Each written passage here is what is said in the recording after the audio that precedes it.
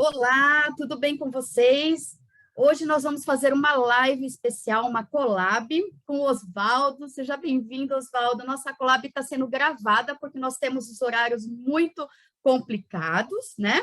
E eu queria chamar aqui, então, o Osvaldo, falar um pouquinho do que ele é. Osvaldo Rodrigues Júnior é psicólogo, psicoterapeuta sexual, atua no Instituto Paulista de Sexualidade, a qual ele fundou e dirige, mestre em Psicologia Social pela PUC, coordena pesquisas e estudos dentro da Impassex, que é o Instituto Paulista de Sexualidade.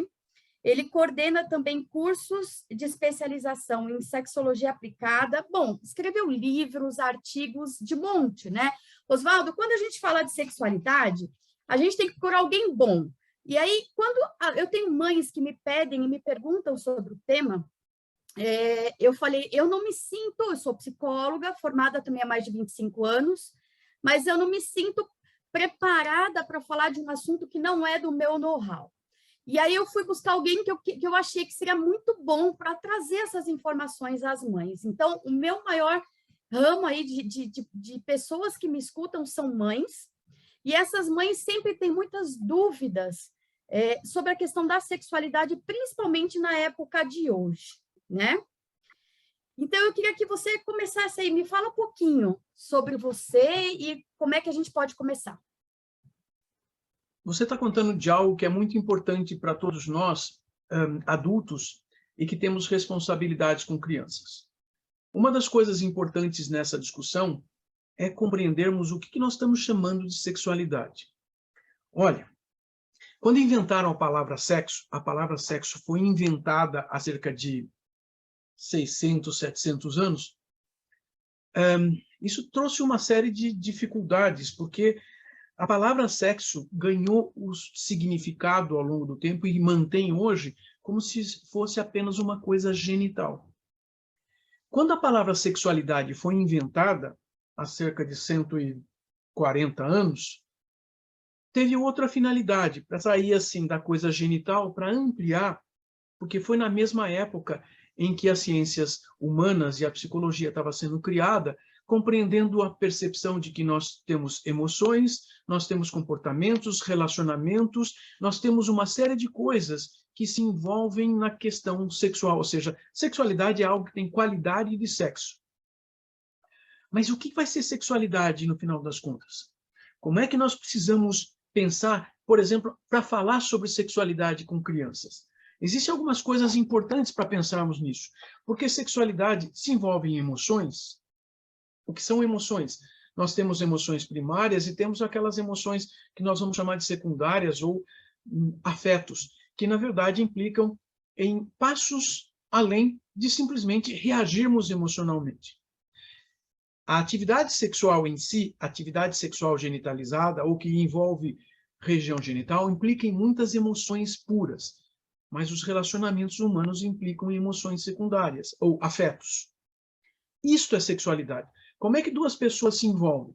Nós vivemos numa época, num momento histórico, que afirma, que diz, que mostra, que os relacionamentos a dois, os relacionamentos de casal, eles são muito importantes. Então, relacionamentos com afetos, relacionamentos amorosos.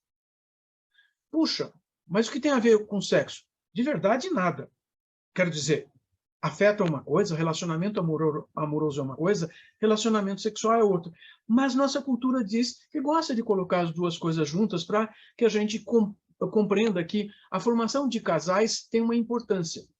A formação de casais na espécie humana sempre teve uma importância para produzir filhos e cuidar de filhos. Existe uma coisa de diferente se compararmos hoje com há 100 anos. Há meros 100 anos, os casais no Brasil, ao se formarem, tinham pelo menos uma quantidade de gravidezes que precisava gerar algo em torno de ficarem 8 filhos vivos. Isso, na verdade, implica que nasciam mais 3 ou 4 que morriam nos 2 primeiros anos de vida, porque era assim. A gente não sabia como fazer para uma criança não morrer de poliomielite, de meningite, de Covid, o que quer que seja. A gente tem vacina. Ah, é? Então, agora a gente não precisa ter uma dúzia de filhos para sobrar 8.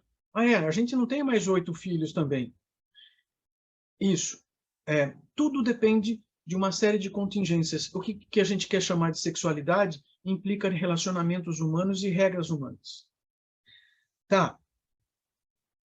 Como é que a gente ensina uma criança sobre sexualidade? Nós já estamos ensinando assim que demos o nome para essa criança. Por quê?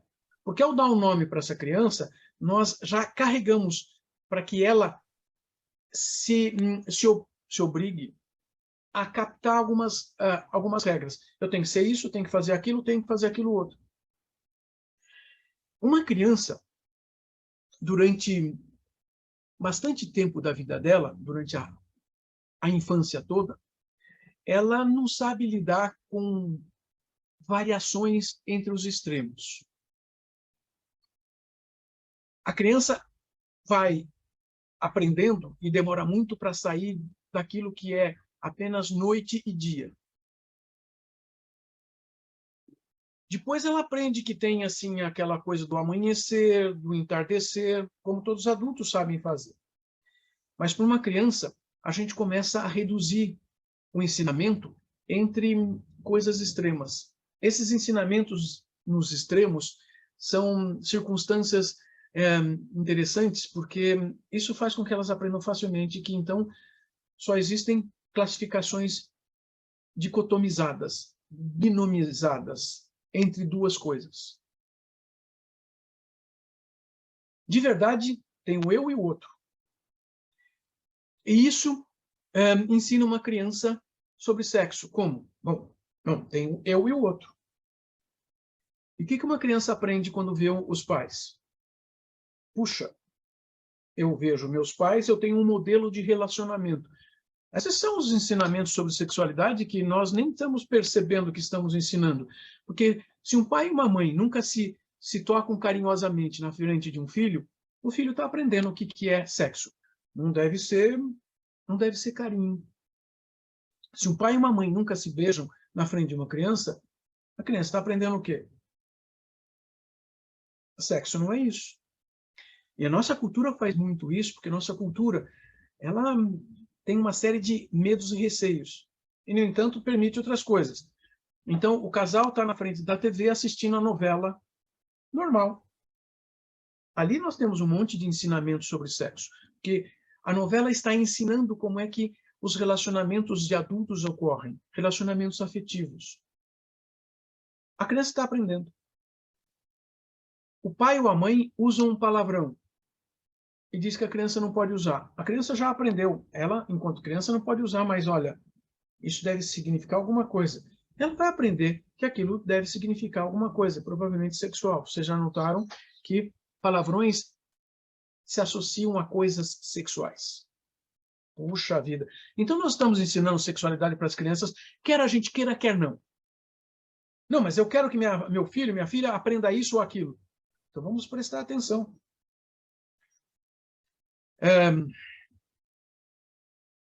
Adultos acreditam que crianças não entendem o que estão falando. Então, muitas vezes falam de coisas sexuais na frente de crianças e as crianças estão aprendendo.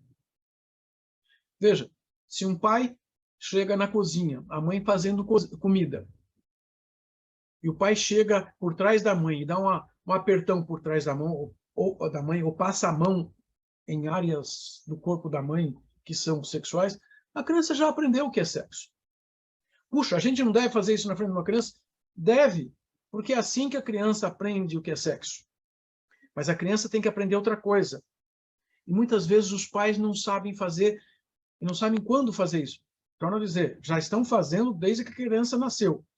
Agora, a verbalização do adulto sobre como a criança deve fazer também é importante, mesmo que a criança não saiba, não aprenda com a verbalização. As palavras vão ganhando sentido para uma criança ao longo de muitos anos. Mas um pai e uma mãe devem avisar a criança.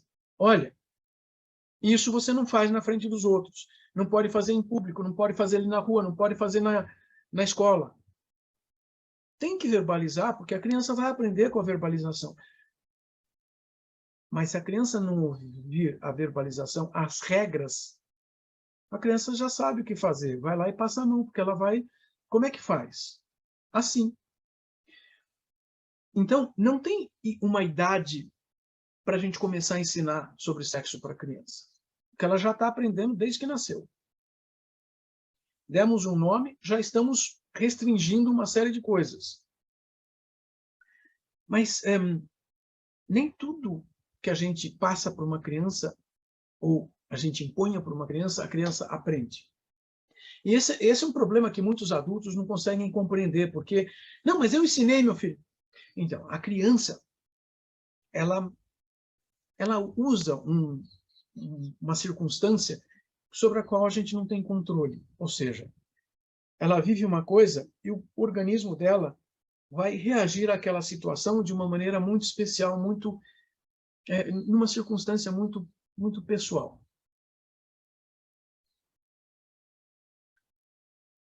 Não adianta a gente simplesmente dizer alguma coisa ou impor alguma coisa, porque a criança pode aprender de outra maneira. Os pais não são totalmente responsáveis sobre o que a criança aprende, mas são responsáveis em fazer aquilo que eles podem ou devem fazer. Se uma criança não gosta do nome que teve, que é engraçado, né? Muitos pais põem nomes duplos na criança e, de repente, começam a chamar a criança só por um dos nomes, e socialmente ela é chamada pelo outro. Então, eu tenho uma sobrinha que se chama Ana Carolina. Todo mundo chama ela de Ana. Dentro da família, todo mundo chama ela de Carolina. E eu conversando com ela essa semana, ela falou, só vocês na minha família que me chamam de Carolina. A gente olhou e falou, ué, eles te chamam de quê? De Ana. Então, o mundo vai ensinando às crianças outra coisa, porque mesmo que a gente queira que a criança aprenda uma coisa, tudo bem, essa minha sobrinha tem quase 40 anos, né? Ou seja, era um pouquinho. A gente ensina coisas para uma criança sobre sexualidade, mesmo quando a gente acha que não. Puxa, e quando a criança pergunta diretamente algo sobre sexo? Primeiro, os pais não deviam ter aprendido isso? Não, os adultos não aprenderam isso da mesma forma que talvez não estejam ensinando os seus filhos. E como é que um pai e uma mãe respondem sobre sexo? Veja que eu já separei. Sexualidade diz respeito a uma série de coisas, inclusive um abraço, um aperto de mão, um olhar carinhoso, um toque, uma palavra, inclusive palavrões. Mas e sobre sexo? Uau! Isso é difícil. Todos nós adultos temos dificuldades porque não aprendemos como falar com crianças sobre isso. Nós nem sabemos o que devemos falar. E quando sabemos? Então, eu sugeriria que os pais começassem a achar alguns livros, começassem a ler, conversassem com outros adultos, conversassem com profissionais de saúde, com psicólogos, com sexólogos, o que eles precisarem para saber. Porque, afinal de contas, como é que eu conto para uma criança como é que faz sexo? Bom, se os pais não contarem, alguém vai contar. O medo dos pais é exatamente a criança aprender com outras pessoas. Pois é, a criança vai aprender com outras pessoas. Existem dois problemas aí. Aprender com adultos, na nossa cultura, é ilegal, é criminoso um adulto, que não sejam os pais, falar sobre sexo com uma criança. Há um tempo atrás, eu estava num elevador, subindo num elevador, num prédio residencial, e entraram 3 crianças no prédio, no elevador, e eu estava com uma camiseta do meu instituto, que estava o nome lá, Instituto Paulista de Sexualidade. E eu pensei, e as crianças olhando para mim, assim, olhando entre eles, né? Porque olharam exatamente no que estava escrito.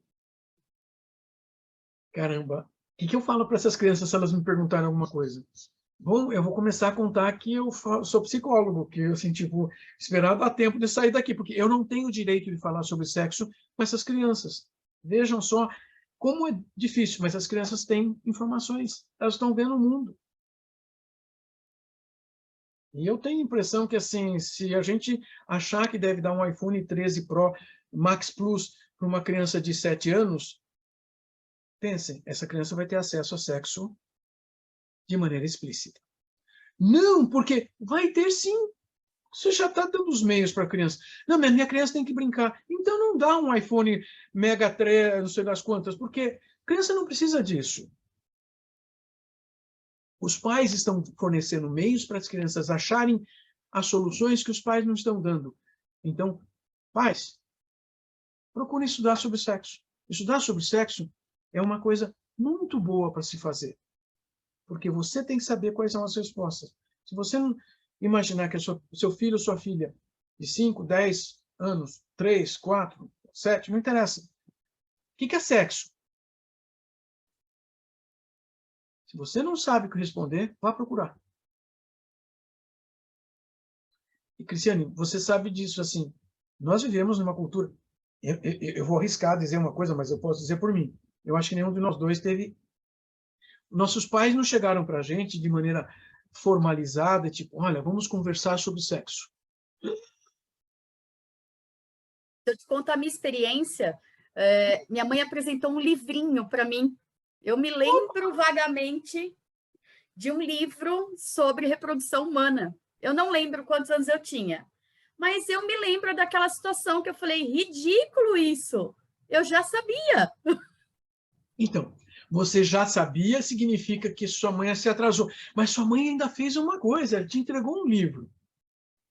Olha, meus pais nunca falaram explicitamente sobre isso, mas vou te contar que, assim,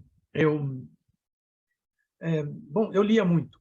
Com 10 anos de idade, imagina que, assim, eu me lembro que a professora do 4º ano, a irmã Teresa, disse para a gente fazer uma redação sobre o que nós íamos fazer durante as férias. E eu disse que ia estudar a enciclopédia. Pois é, e na enciclopédia eu encontrava palavras, né? Inclusive palavras que eu já tinha ouvido, e eu já tinha, vamos lá, quero saber o que é isso. E eu já, então, lia sobre, olha o que eles estão falando. Então, um dia, na casa dos meus pais, nós tínhamos 2 estantes de livros. Tinha a estante de livro da sala e a estante de livro lá do quartinho dos fundos, onde guardavam as coisas que não eram usadas no dia a dia. E tinha uma enorme estante lá com muitos livros. Lá eu descobri um livro que provavelmente, eu compreendo assim, que meus pais usaram logo que se casaram para eles aprenderem sobre sexo. E eu li o livrinho inteiro. Só que tinha umas coisas absurdas. O livro era da década de 50, tipo, pelo amor, né? Mas é importante os pais compreenderem que existem fontes e fontes sobre sexualidade. Fontes fidedignas são aquelas baseadas em conhecimento científico. Existem livros de divulgação científica que mais provavelmente são escritos, então, por profissionais de saúde, em especial saúde mental, que têm acesso às informações. Uma coisa de importante. Tem gente que escreve besteira. E nós temos que aprender que, assim, mesmo profissionais de saúde escrevem besteira. Mas, se os pais pegarem fontes diferentes, eles lendo, eles podem comparar e começar a entender, assim, se existem diferenças, qual é a diferença? Muitas vezes as diferenças são morais. Morais significando, caramba, a pessoa escreveu alguma coisa aqui porque ela acredita que isso é mais certo do que outras coisas. Então, uma fonte moral, ela implica num conhecimento que não é científico, mas é um conhecimento de regras morais. Puxa, mas a gente não pode ter regras morais? Deve ter, todos temos. Se a gente acha que não tem, a gente já está tendo. Agora, o conhecimento baseado em regras científicas são baseados em conhecimentos adquiridos por experiências, estudos, por comparações, e o ser humano ele é muito diferente de acordo com culturas diferentes. Isso significa que a cultura da minha família é diferente da cultura do vizinho, mas religiões diferentes têm culturas diferentes, regras diferentes, países diferentes têm regras diferentes, e aí a gente vai juntando muitas coisas que vão ensinar os pais quais são as coisas diferentes, quais são as coisas que são importantes na sua família. Porque eu vou considerar que, assim, as regras morais são necessárias de serem ensinadas aos filhos, por quê? Porque é direito. É necessário. Puxa, mas uma regra moral tem consequências sociais. Claro que tem. Afinal de contas, uma família de muçulmanos ou de judeus ortodoxos que não é simplesmente que vão se sentir culpados por se masturbarem, se autoerotizarem, de tocar os seus genitais com as mãos. Eles estão cometendo um crime dentro da religião, pelo qual eles não vão ser desculpados.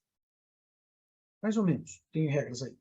Mas, caramba, se eles não ensinarem nessa cultura, vai dar errado. Não, mas eu não pertenço a essa cultura. Eu sou católico, sigo o Papa. Ah, é? Desde 1990, o Papa disse que a autoerotização, a masturbação, não é um pecado grave. Eu posso ser desculpado por esse pecado. Oba! Então, cada grupo social precisa seguir suas regras. E são os pais que vão ensinar. É responsabilidade dos pais. É responsabilidade tanto do ponto de vista positivo quanto do negativo. Quer dizer, se eu ensino uma criança que não pode fazer isso, pode fazer aquilo, se eu ensino uma criança que o homem pode ter um caso fora de casa, um caso sexual fora de casa, mas a mulher não pode, porque na nossa cultura é isso que se ensina. As mulheres aprendem que não podem ter sexo fora de casa, mas os homens podem. Mas quando que a gente ensina isso? Conversando dentro de casa. Se o filho, a filha, viram uma conversa entre os pais, onde conversaram mostrando que o pai teve um caso, uma amante, já ensinou para os filhos o que tem que fazer. A menina já aprendeu que a mulher não pode, mas o pai, o marido dela vai poder. Veja, nós estamos ensinando sexualidade. Nem falamos de como fazer sexo, o que é outra coisa que, assim, qualquer adolescente vai se questionar. E agora, como é que a gente faz? Qual é a fonte mais comum de um adolescente sobre como fazer sexo? O colega é igual. Aquele que também não sabe. E a gente inventa um monte de coisas e que a gente vai sofrer na vida adulta. Como é que a gente vai sofrer na vida adulta? Tendo problemas sexuais, porque a gente vai entrar em ansiedade na situação de estar fazendo sexo e não vamos funcionar, vamos ter problemas sexuais. Entramos em ansiedade. Mas de onde vem a ansiedade? Porque eu aprendi alguma coisa, eu acho que tem que ser assim e não consigo fazer. E aí? Porque meu pai e minha mãe não me ensinaram. Mas o pai e a mãe têm que ensinar como uma criança deve fazer sexo? Esse é um problema, porque na nossa cultura, nós já aprendemos que não devemos ensinar. Mas quem que ensina, então? Veja, nas últimas décadas, as famílias têm jogado para as escolas a responsabilidade de ensinar sobre sexo. Eu sou um profissional de saúde mental que trabalha com questões de sexualidade há décadas e sei de uma coisa. Primeiro, a responsabilidade é dos pais. Nossa, responsabilidade é pesado assim? Isso é para não dizer, né? Tem aquela outra palavra que eles usam, né? A culpa é dos pais. Porque se os pais não ensinam, a escola precisa ensinar. Mas a escola ensina. Cristiane, assim, na escola que você estudou, teve educação sexual? Não. Algumas Está na BNCC, né, a base curricular, né, comum curricular, ensinar sobre reprodução humana a partir do 4º ano do ensino fundamental. Tem escolas que ensinam dentro dessa época, né, mas não é uma educação sexual. Eles falam sobre a questão fisiológica, só. Isso. Você está contando uma coisa que, assim, para um adolescente, isso é riscar o fósforo na gasolina. Por quê? Contaram isso, mas então contaram isso, não contaram nem como faz. E aí? Como é que a gente aprende como faz? Testando. Como é que a gente testa? Vamos ali atrás e experimentar? Nós aguçamos curiosidade de crianças. Ao invés de contar sobre sexo, nós contamos sobre reprodução, achando que eles... Mas, vamos lembrar, assim, algumas escolas aí chamam um médico para dar uma aula sobre reprodução, gravidez, o medo da gravidez e o medo das doenças sexualmente transmissíveis.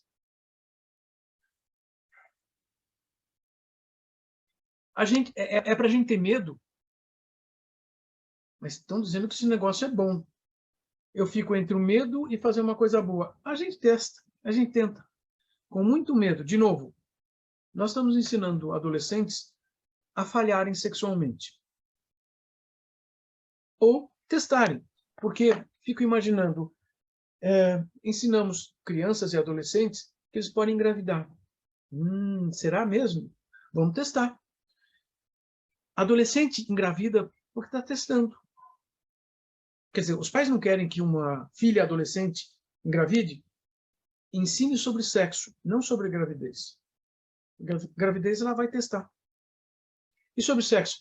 Se ela testar sexo, ela pode testar sem engravidar, sem correr o risco de uma doença. Não, mas eu quero que meus filhos se casem antes de ter sexo. Olha, todos os experimentos, desde a década de 70, os processos de educação sexual que apontam, que se focam em afetividade, em relacionamentos, questionando o que a criança e o adolescente sentem quando a gente está falando sobre coisas sexuais, apontam que esses adolescentes que passaram por esses processos, isso leva anos, ou seja, todos os anos numa escola, nós temos um espaço para conversar sobre questões sexuais, sobre o que pensamos, sobre o que sentimos e sobre o que fazemos. Sobre dúvidas.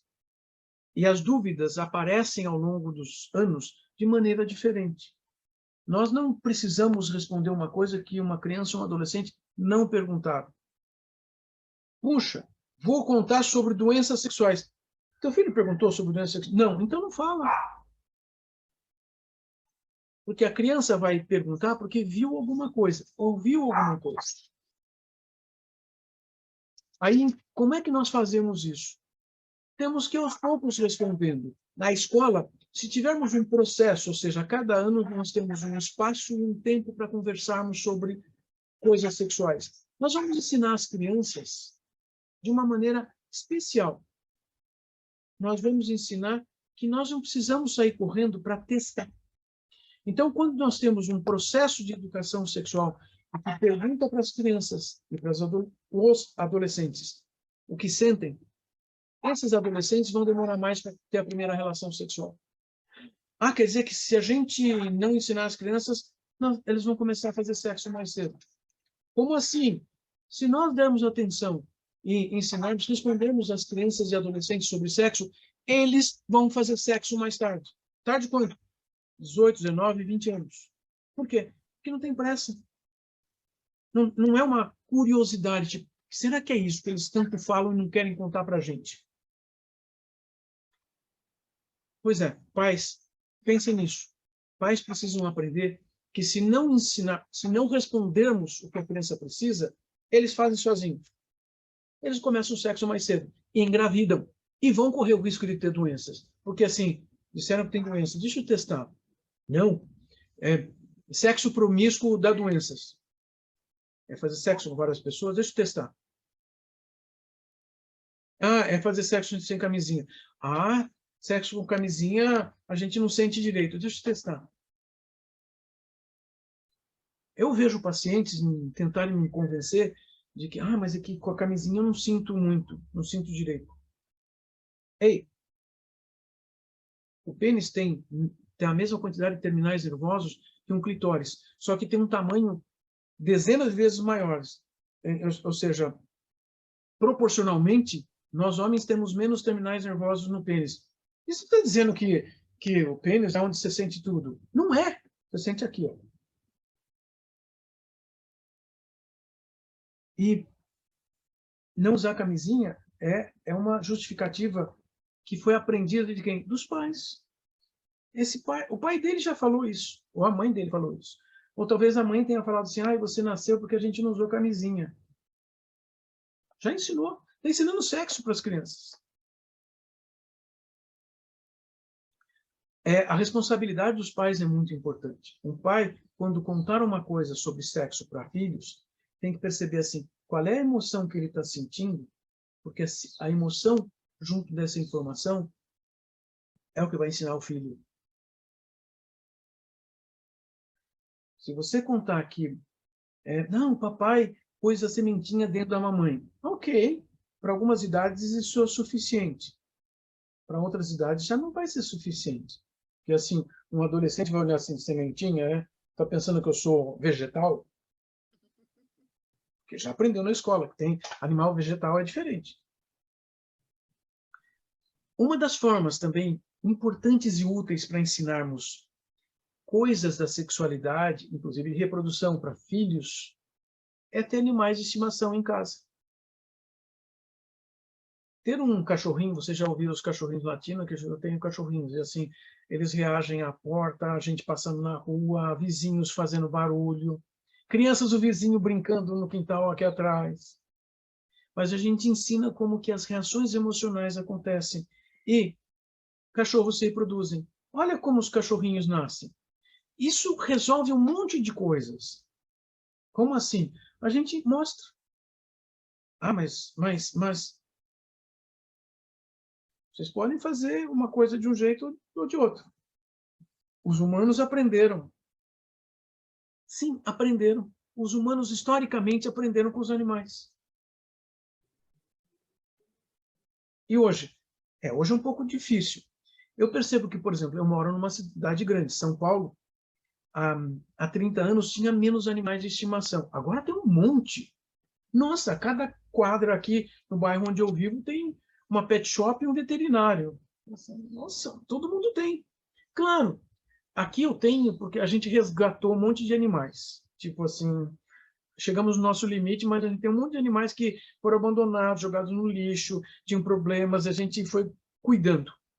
Claro que a gente castra todos esses animais porque, assim, tipo, olha, o mundo está cheio de animal jogado fora, jogado no lixo. Mas isso ajuda as famílias a ensinarem seus filhos como é que os cachorros se reproduzem. Pois é. Não, vou castrar o bichinho. Teu filho já aprendeu alguma coisa. Castrar significa o quê? É para não ter filhote. Está ensinando sexo para os filhos. Nem falou nada, já ensinou. E acho importante que o pai e a mãe entendam e comecem a demonstrar o que sentem. Porque, assim, castrou o bichinho porque tem medo que o bichinho tenha um monte de filhotes e a gente não sabe o que fazer com os filhotes. Medo. Pronto, associou uma emoção. Por isso que eu digo, os pais são muito responsáveis pelo que vai acontecer com os filhos sexualmente, e se os pais não prestarem atenção, estão ensinando sem saber. Eu acho que é muito importante isso. Realmente é muito importante. Eu sempre digo isso, Oswaldo, que os pais, eles são modelos de aprendizagem full time. Eles precisam entender que, às vezes, eu tenho pais que chegam aqui e falam, perdi a cabeça. Eu já imagino, meu Deus, olha a desgraça que ela fez. Porque ela ensinou um monte de coisa errada ali, quando ela diz perdi a cabeça. Falei o que não devia, fiz o que não podia. Pronto, tá ali. Agora, para corrigir aquele erro, só aí o trabalho árduo de um bom tempo para passar e para a gente conseguir reaver aquela situação. E, de fato, para tudo, a gente é modelo. Né? Nós ensinamos pelas nossas ações, é fato, e é super importante. Eu queria que você falasse um pouquinho da questão da adolescência hoje. O que está sendo esse boom da questão de ideologias de gênero, multigêneros? Quais são esses nomes dados? Porque eu tenho mães que chegam aqui assustadíssimas. Claro. Primeiro, nós nos assustamos com qualquer coisa que a gente não conheça. Nós vivemos uma cultura que tem como modelo as culturas europeias ainda baseadas no século XIX. Isso implica numa coisa. A Europa, durante séculos, viveu com guerras. Aliás, a Europa viveu com duas enormes guerras durante o século XX. E continua com guerras parciais durante o tempo todo. Eles estão com guerras lá agora. O que faz uma guerra? Mata pessoas. Diminuir a população de um país é um problema administrativo, é um problema muito complicado. Isso faz com que aquela civilização, aquele grupo, aquela cultura, comece a tentar compreender como é que eles fazem para repor as pessoas mortas. Só tem um jeito de repor pessoas que morreram: reprodução. Quer dizer, o modelo europeu ele é baseado numa reprodução constante. Veja, uma ilha no Pacífico, onde a ilha tem limites físicos, isso também implica em limites de alimentação. Você sabe que ninguém tem 8 filhos por lá, né? Dá, né? Não cabe. Não cabe, não tem comida. E na Europa, que sempre morria gente, precisava ter um monte de gente nascendo. Nós vivemos ainda isso até há poucas décadas. Mas numa cidade grande, por exemplo, de novo me reporto à metrópole em que eu moro. Há 40 anos, as famílias ainda tinham 3, 4 filhos. Hoje, as famílias têm 1 ou 2 filhos. E já tem um monte de casais que não têm filhos. Ou seja, quando vivemos numa cidade muito populosa, densamente populada, nós temos as pessoas começando a diminuir reprodução. Se não existe necessidade de reprodução, a gente começa a olhar para outros aspectos. Prazer sexual seria um. Porém, um dos resultados nos últimos 20 anos é fazer com que adolescentes, então que ainda estejam com 15, 20 anos agora, tenham aprendido uma coisa: não façam sexo, porque não precisa. Por exemplo, adolescentes de hoje fazem menos sexo que os pais enquanto adolescentes. Adolescentes de hoje consideram que não precisam fazer sexo,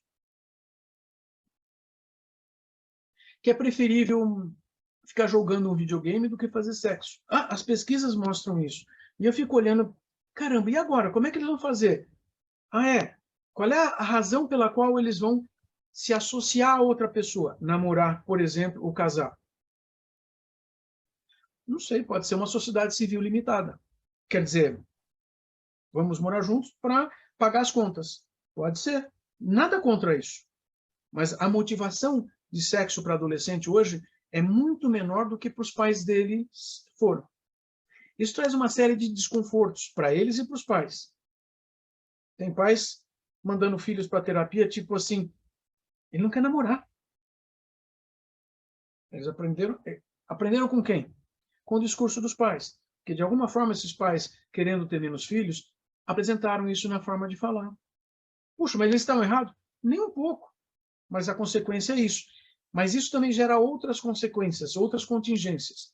Nós vivemos um contexto social e histórico, nos últimos 50 anos, que começou a mostrar que aquilo que ideologicamente se ensinava na Europa no século XIX, que se ensinava para poder ter reprodução, já não era válido. Por quê? Olha, para ter reprodução, a gente tem que colocar uma fêmea e um macho juntos fazendo sexo, pelo menos uma vez por ano, para ter um filho por ano. E era isso que acontecia. Veja que eu me referia a 2 palavras, uma fêmea e um macho. Eu me referia ao biológico. Por que o biológico? Porque fora do biológico existem outras instâncias. A instância social é dividir o mundo em 2 gêneros. Aí nós entramos na palavra gênero. Gênero é uma categoria gramatical, então existe na gramática das línguas europeias, antes de se pensar em sexo, que divide, que classifica os organismos biológicos para determinar algumas coisas associadas socialmente, ou seja, no caso do ser humano, então nós dizíamos que os machos se tornariam masculinos e as fêmeas se tornariam femininas. Ainda assim, querendo dizer que isso é uma consequência do biológico. Só que isso mostrava uma coisa, e isso já há 100 anos. Existem comportamentos sociais que não condizem com o macho e com a fêmea. Vejam que, ainda há 70, 80 anos, havia uma busca de compreensão e a compreensão da contradição de que os papéis sociais, os papéis que se aprendiam, as formas de se expressar socialmente numa cultura, eles não estavam associados ao sexo biológico, à capacidade de reprodução. O gênero, ele não era único, mas isso não se discutia há 80, 90 anos desse jeito. Mas a sociologia começou a mostrar que existiam coisas para serem discutidas. Na década de 1950, se criou a frase papel de gênero. Isso também foi chamado de papel sexual, ou seja, formas pelas quais homens e mulheres aprendem a se expressar, e essas expressões elas eram variáveis. Entre os extremos tinha uma variação.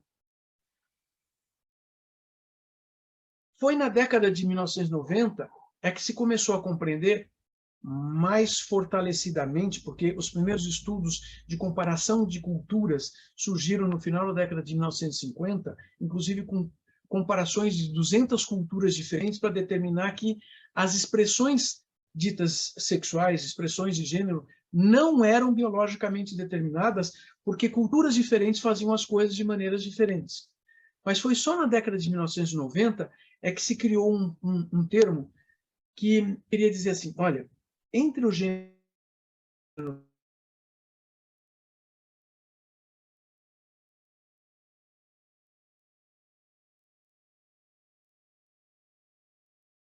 a Travou aqui para palavra... mim. Oi, Oi? peraí. Travou aqui para mim, volta um pouquinho. Aham. Eu acho que é a minha internet que parou, mas pode continuar, pode continuar. O sujeito que criou a palavra transgênero no começo da década de 90, ele foi a várias culturas pequenas, culturas mais isoladas ainda existentes, para compreender como que as pessoas viviam essa coisa que o mundo ocidental falava de dois gêneros. Então, esse sujeito começou a mostrar que o mundo ocidental europeizado, vindo lá do século XIX, tinha uma cultura baseada na determinação de dois gêneros. Porque ele percebeu que várias culturas isoladas tinham outras compreensões, e, na verdade, ele começou a angariar informações de outras culturas já estudadas pelo mundo europeu, que também mostravam que, caramba, olha só, esse é um americano, e lá nos Estados Unidos, vários grupos autóctones nos Estados Unidos, eu me refiro aos povos originários, aos chamados índios americanos, eles tinham nas tribos crianças que não se identificavam como meninos ou meninas, eles se identificavam com algo misturado, que não cabia na compreensão europeia. Essas pessoas nessas tribos, elas ganhavam o nome de dois espíritos. Então, elas tinham recebido um nome, mais provavelmente, ao longo do final da infância, elas começavam a ter um segundo nome, e porque elas desenvolviam papéis sociais que não estavam de acordo com os genitais delas. E elas desenvolviam papéis sociais que permitiam que elas casassem com quem elas quisessem, independentes dos genitais. Puxa, mas então isso existia nas Américas antes dos europeus chegarem. É isso. Continuaram existindo independente do que os americanos contaram a história dos Estados Unidos, da independência, etc., continuassem dizendo que era assim o assado.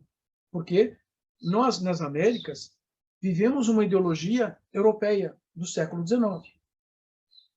Você e eu somos brancos visivelmente e nós defendemos a ideologia europeia. Ah, mas e os índios brasileiros? Primeiro que os índios brasileiros nunca se chamaram de índios, né? Claro, vamos lembrar que assim, esse foi um engano que o Colombo teve, que o Colombo achou que tinha chegado na Índia, quando chegou na Isla Espanhola, aqui no Caribe.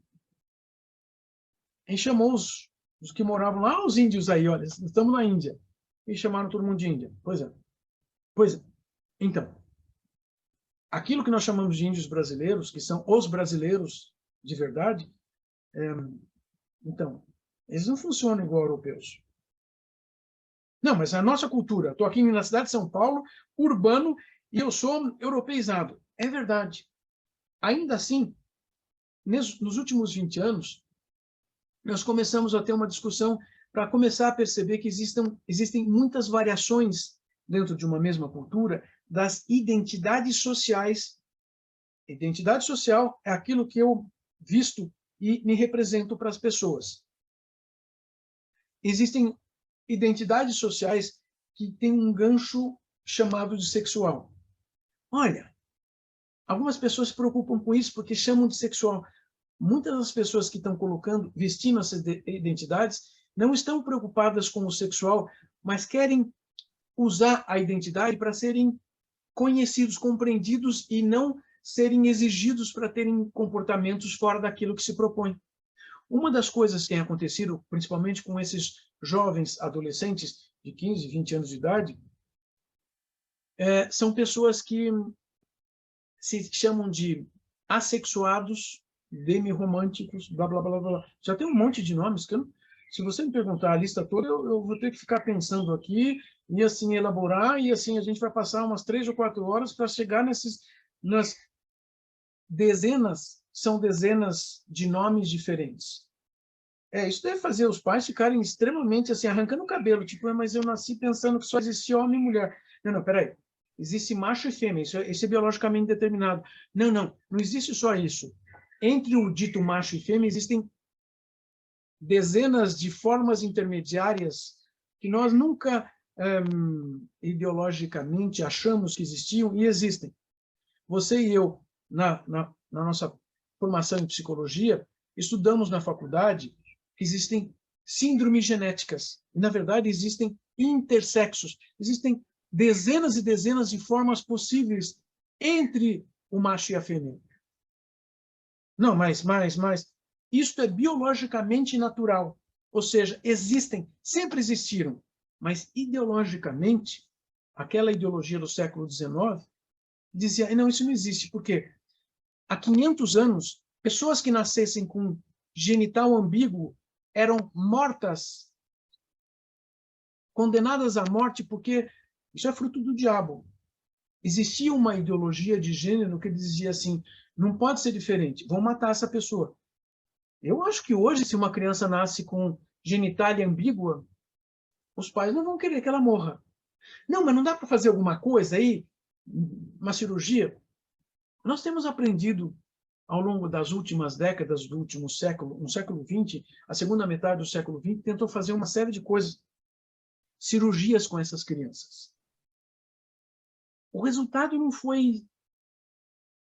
foi 50%, ou seja, se a gente não fizer a cirurgia, dá o mesmo resultado. Como assim?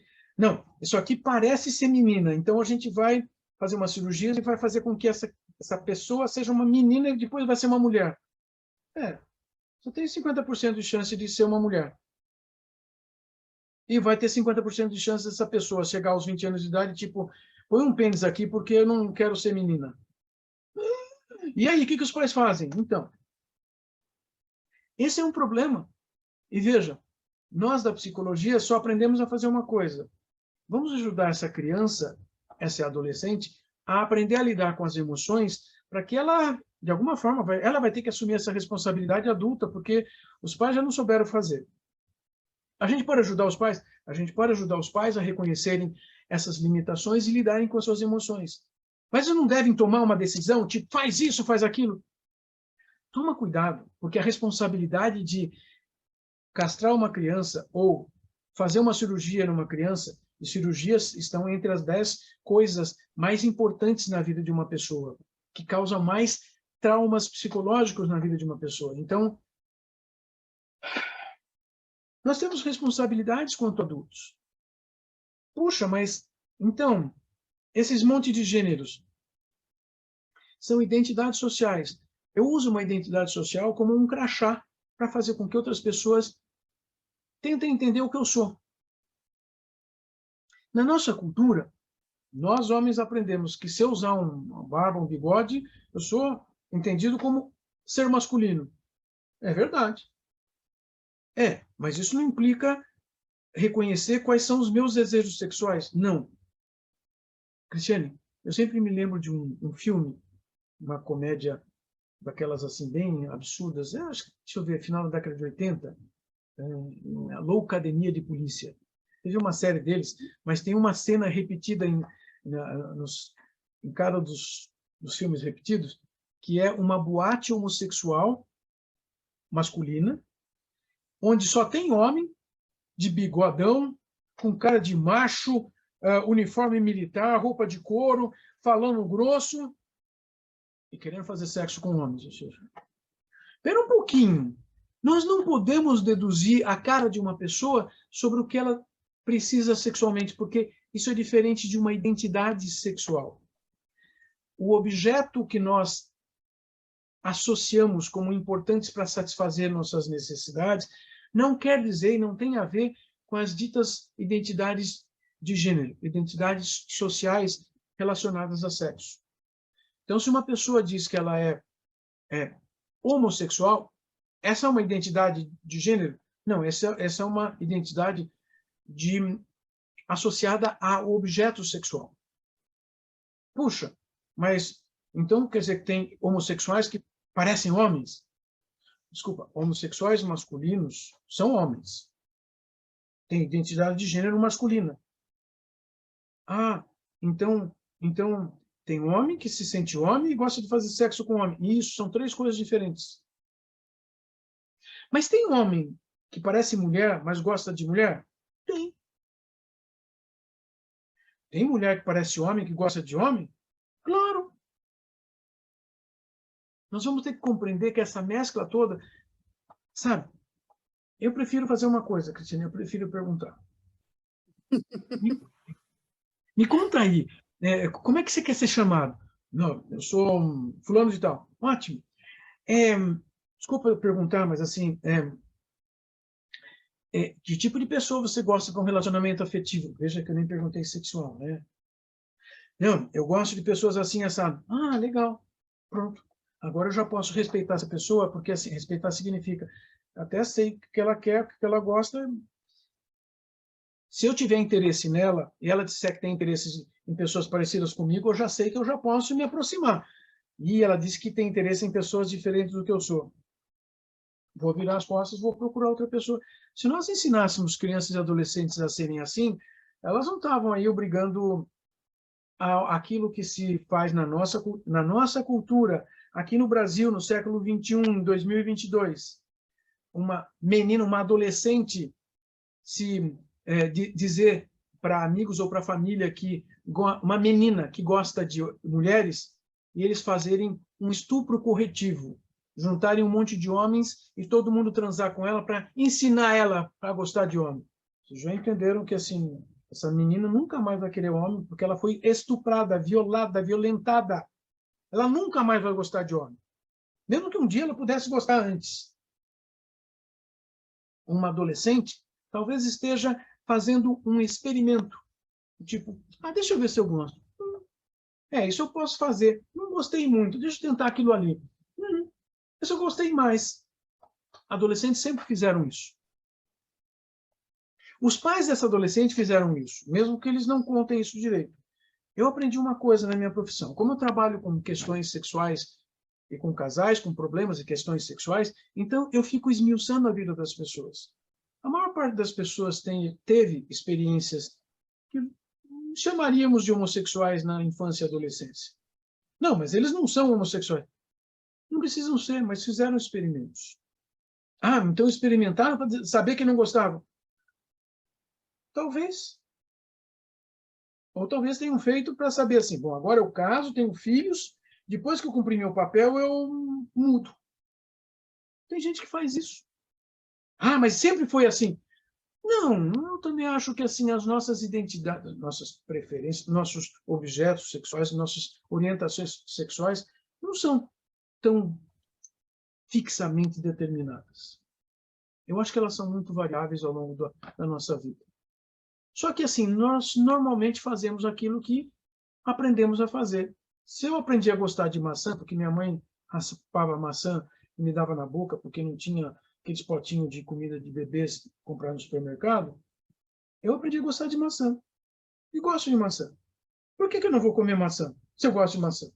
Não, mas você precisa comer pitaia. Pitaia é delicioso. Convença-me. Eu como pitaia. Da branca, da rosa, da vermelha. Eu como pitaia. Mas pergunta para mim se eu prefiro pitaia à maçã. Vou dizer assim, não, eu gosto de maçã. E mais, eu gosto da maçã red, aquela que era importada da França quando eu nasci. Não, mas aqui no Brasil a gente faz essa maçã aqui, olha só. Tem essa, aquela outra. Não tá para o meu gosto. Eu já experimentei e disse que eu gosto. E é possível gostar, está ao meu alcance comer maçã, e então não me inventa coisas. É assim que todos fazemos, inclusive sexualmente. Então, essa coisa sobre muitos gêneros, ela não foi inventada, ela sempre existiu e passou a ter nomes. Na verdade, nos últimos 140 anos, nomes diferentes começaram a aparecer. Tem gente que diz assim, mas homossexual existe desde quando? Sempre existiu na espécie humana. Só passou a ser importante por questões legais, no final do século XIX. Foi um advogado que criou a palavra homossexual, juntando duas palavrinhas gregas, para discutir uma questão da Constituição alemã, que estava se formando lá em 1867. Tem um outro livro, em 1864, escrito por um médico húngaro, mas o objetivo também era semelhante, ou seja, criar uma classificação diagnóstica. Nunca existiu antes. Mas existiam penas, por exemplo, durante a Revolução Francesa, um homem que fizesse sexo com outro homem, guilhotina. Ah, homossexual sempre existia, não tinha nome. Nós estamos dando nomes nos últimos 20 anos para coisas que sempre existiram, porque nós estamos tentando entender assim, como é que é esse mundo? Mas para uma criança de 5 anos, ou para um adulto que pensa igual a uma criança de 5 anos, que só consegue lidar com duas categorias, não vai dar. Ele não vai aprender. Você e eu, durante a faculdade de psicologia, tivemos que aprender uma outra coisa. Aprender a pensar de maneira abstrata.